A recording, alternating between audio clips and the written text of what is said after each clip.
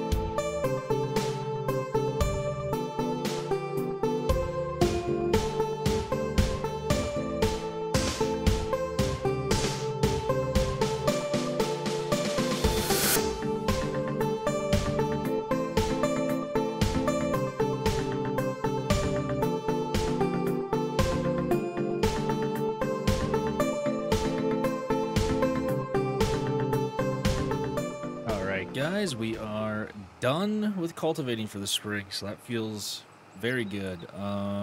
Next cultivating we're going to do is all of the wheat fields once they're, you know, harvested and whatnot, but that is probably going to be 2 episodes from now, just based on the timing of everything.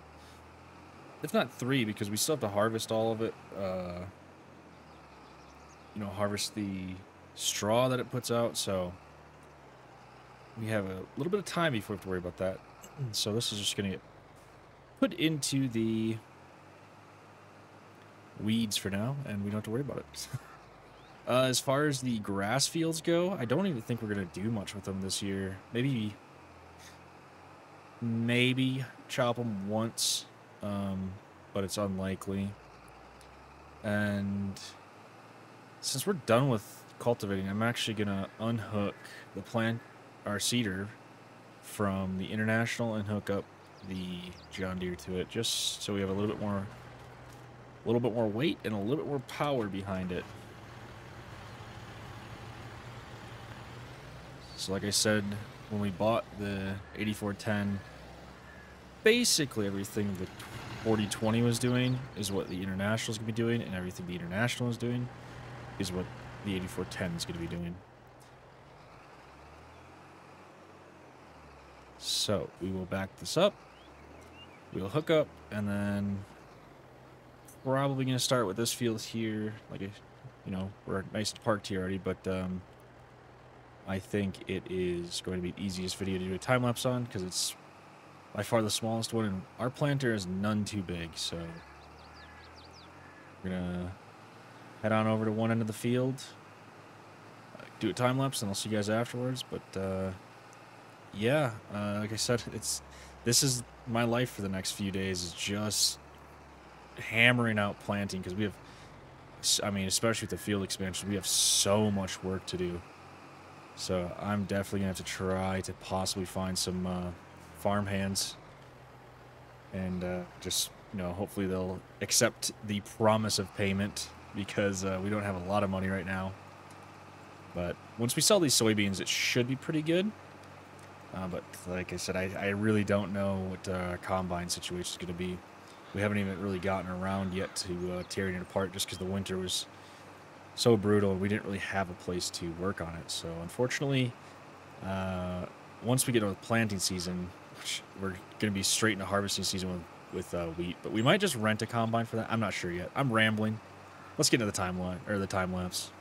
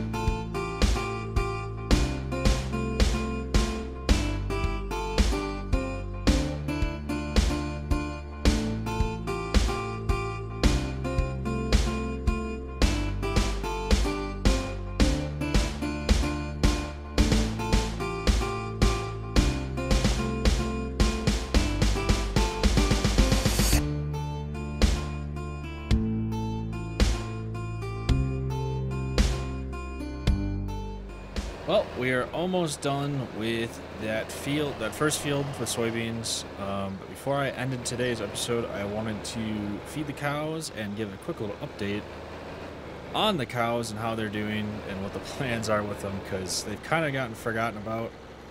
And unfortunately, they're going to continue to kind of just be pushed to the wayside for now. If you remember, we bought 5 cows, but we've never done anything more than just the 5 cows. Our silage, our haylage, is actually just being registered as hay in the game. So unfortunately, they're not getting any silage right now. Just as like a little editor's note here. So in case you're wondering why like we're not focused on the dairy part of the farm, is I have no silage. We have no money to buy silage.